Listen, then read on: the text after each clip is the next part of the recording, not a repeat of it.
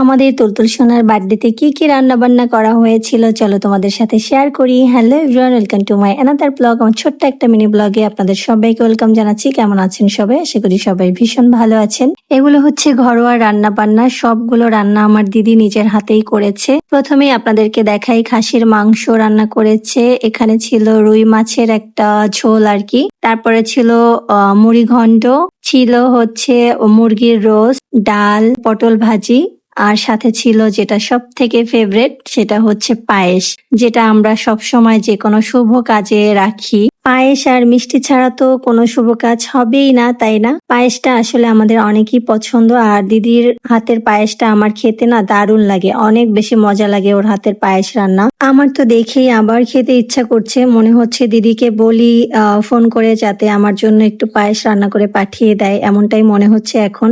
আর আমার সব থেকে ফেভারিট এই ছানার মিষ্টিটা, এটা আমার অনেক অনেক পছন্দ।